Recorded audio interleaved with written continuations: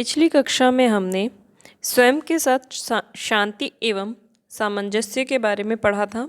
उसमें हमने लचीलापन और संपूर्णता का जो टॉपिक था वो लास्ट डिस्कस किया था। आज हम सेकंड यूनिट का थर्ड टॉपिक सकारात्मकता एवं संवेगों का प्रबंधन स्टार्ट करेंगे।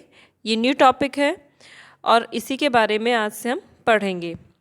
सकारात्मकता पहले हम सकारात्मकता के बारे में पढ़ेंगे। सकारात्मकता क्या होता है?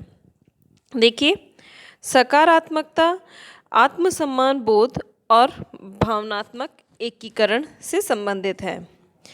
हमें हमारे जीवन में या स्वयं को विकसित करने के लिए सकारात्मकता का हमारे जीवन में होना बहुत आवश्यक है। सकारात्मक सोच हमें जीवन के कई क्षेत्रों में महत्वपूर्ण भूमिका निभाती है और हमें व्यक्ति को हमेशा खुश रखती है और उसको सफलता की ओर ले जाती है। इसलिए एज ए टीचर हमें अपने स्टूडेंट्स के अंदर ऐसी आदतों का विकास करना चाहिए जिससे कि वो सकारात्मक सोच या सकारात्मक विचार वाला व्यक्ति बन सके। सकारात्मक सोच या विचार या नज़रिया किसी वस्तु या घटना के पक्ष या विपक्ष में भावना की अभिव्यक्ति है, या हम दूसरे शब्दों में अगर कहें तो सोच किसी व्यक्ति या वस्तु के सोचने या विचार करने का स्थायी तरीका होता है। सकारात्मक दृष्टिकोण विकसित करने की जो महत्वपूर्ण प्रक्रिया मानी जाती है वो उसके अंतर्गत व्यक्ति में आत्मसम्मान बोध और भावात्मक एकीकरण होना आवश्यक है। आत्मसम्मान बोध और भावात्मक एकीकरण का संबंध जो होता है व्यक्ति की मनोदशा से होता है और बौद्धिक विकास से भी होता है। इन दोनों चीज़ों का व्यक्ति की मनोदशा का और बौद्धिक विकास का प्रत्यक्ष प्रभाव किस पे पड़ता है? व्यक्ति के कार्य और व्यवहार पे पड़ता है। संवेगात्मक या भावात्मक एकता का समग्र रूप व्यक्ति के व्यवहार को संतुलित बनाता है और आत्मसम्मान का बोध व्यक्ति को जो अनेक बुराइयां होती है उन सब बुराइयों से बचाता है। इन दोनों के माध्यम से ही व्यक्ति में क्या है? जीवन, कार्य एवं व्यवहार के प्रति सकारात्मक दृष्टिकोण विकसित होता है या उत्पन्न होता है।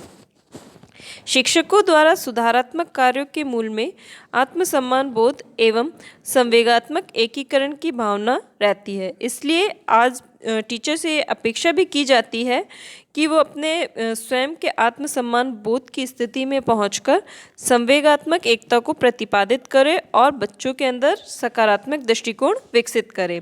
और ये चीज़ें आत्मसम्मान बोध और भावात्मक एकीकरण की प्रक्रिया के माध्यम से ही बालक के अंदर विकसित हो सकती है। अब हमें ये जानना होगा कि आत्मसम्मान बोध और भावात्मक एकीकरण होता क्या है।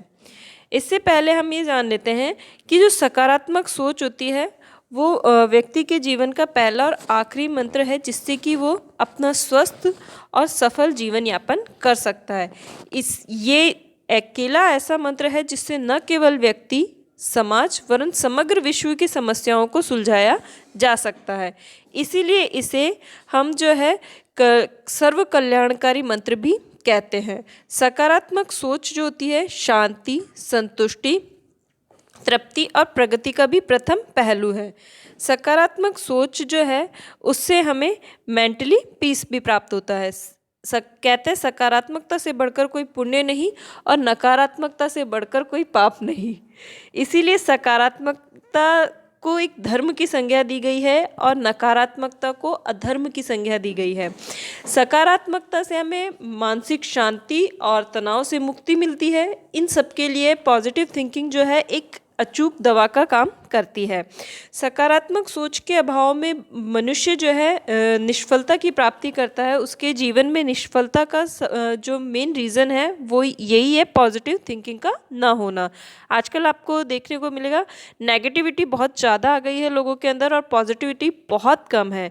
जो लोग हम अगर ओल्ड एज लोगों को देखें तो उनके अंदर आज भी हमें पॉजिटिविटी मिलेगी बजाय आज के यंगस्टर्स के अंदर।